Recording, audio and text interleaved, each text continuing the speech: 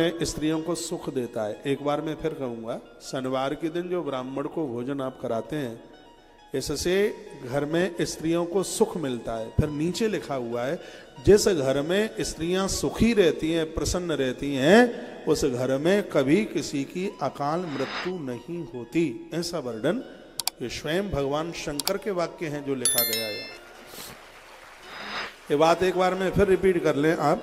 श्री शिव महापुराण की विद्येश्वर संहिता अध्याय नंबर 14 और उसी में से ये श्लोक नंबर है 34। कितनी प्रमाणित बातें यहां से मैं निवेदन कर रहा हूं। विद्येश्वर संहिता अध्याय 14 श्लोक नंबर 34, इसमें वर्णन किया गया है, स्त्रीणाम चैव तृप्यते तद्वं देहम वस्त्रादिकम शुभम। भोजन से, वस्त्रों से अपना समय देकर जिस घर में नारी तृप्त है, उस घर में कभी किसी की अकाल मृत्यु नहीं हो सकती। ये वर्णन किया। शनिवार के दिन भूखों को भोजन देने से, शनिवार के दिन भूखों को भोजन कराने से, ब्राह्मणों को जमाने से, जरूरतमंद लोगों को भूखों को भोजन कराने से घर में स्त्रियां तृप्त रहती हैं। और जिस घर में स्त्रियां तृप्त रहती हैं, उस घर में कभी किसी की अकाल मृत्यु नहीं होती। ये लिखा। एक एक दिन को बहुत बारीकी से बता। कथाएं तो मैंने पूर्व में भी शिव महापुराण की सुनाई है, लेकिन हावड़ा की शिव महापुराण सब कथाओं से बिल्कुल अलग है। आज से आप मेरी 15 वर्ष पुरानी भी मैंने 2003 में कथा करी है शिव पुराण की, तो 20 साल हो गए हैं शिव पुराण की कथा करते हुए। तब से लेकर के अभी तक की जो भी शिव महापुराण की कथा हुई होगी, तो सब में डिफरेंस होगा। तो ग्रंथ ही इतना मोटा है, ये इतना भारी है, जिंदगी भर बोलते रहो तो भी व्याख्यान पूरा नहीं होगा। तो ये बात बड़ी अद्भुत है, ये मेरे हृदय को छू गई। और मुझे खूब ध्यान है कि 20 साल में पहली बार ये बात मैं बोल रहा हूं। ये श्लोक मैंने पहली बार उठाया।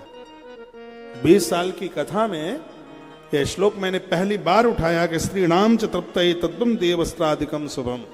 शनिवार के दिन ब्राह्मणों को भोजन कराने से, शनिवार के दिन यदि आपने उन्हें भोजन कराया, मंदवार शनिवार का नाम है, उस दिन भोजन आपने ब्राह्मणों को, जरूरतमंद लोगों को, दरिद्रों को, गरीबों को कराया, इससे परिवार में स्त्रियां तृप्त रहती हैं। और जिस घर में स्त्रियां तृप्त रहती हैं तो अपमृत्यु हरे, उसके घर में अकाल मौत ही नहीं होती, परिवार सुरक्षित रहता है।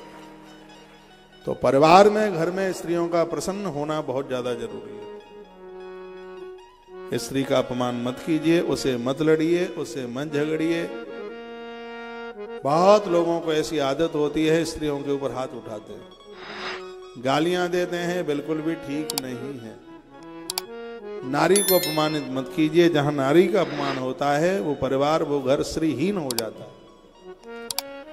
तो एक एक बात बड़ी अद्भुत बताई गई। बोलो भक्त वत्सल भगवान की हो, श्री हनुमंत बलवंत महाराज की जय हो।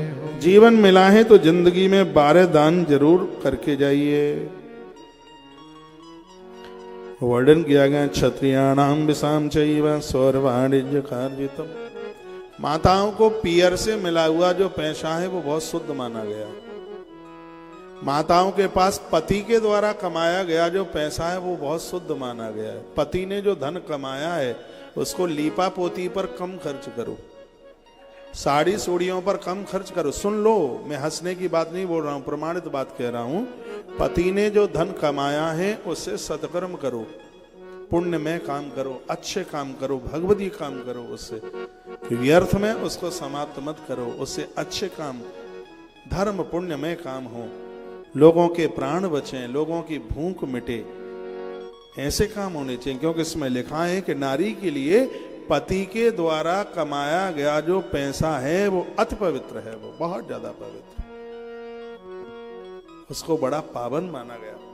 आप पियर गए, पियर से आपको साड़ी मिली, आपको कपड़ा मिला, वो आपने अपनी ननद को दे दिया और किसी जरूरतमंद को दे दिया। घर में आती है झाड़ू पोंछा लगाने वाली, एक वह साड़ी तुम्हें पियर से मिली, वो आपने उसको उठा के दे दी, तो उसको बड़ा पवित्र माना गया है, उसको भारी पावन माना गया है। ब्राह्मण को दक्षिणा में जो पैसा मिला है उसको बहुत पवित्र माना गया।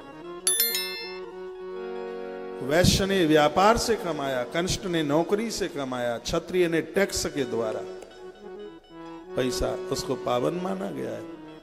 ऐसे धन से 12 तरह के दान करो। भगवान शंकर कहते हैं करें, बहुत अच्छी बात है, बार बार करते रहिए।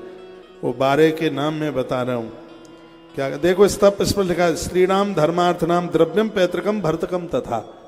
पति के द्वारा, पति का कमाया हुआ धन, पिता के द्वारा एक स्त्री को पैसा मिला है तो उसको बड़ा विशेष पवित्र माना गया। उसको श्रीराम धर्मार्थ नाम, उस धन से नारी धर्म करे।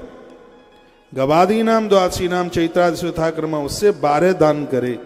12 दान कौन कौन से बताया? गौ भू तिल हिरण्याज्य वासो धान्य गुड़ानि चह रौप लवट कुष्मांडे कन्या द्वादशकम सतः। ये 12 दान बताएं। सबसे पहले गौ, गाय, गाय की सेवा हो, गाय का दान हो, गौ माता को संरक्षण मिले। गरुड़ पुराण में लिखा है कि मानवीय जीवन में कम से कम 5 गायों का गौदान हो।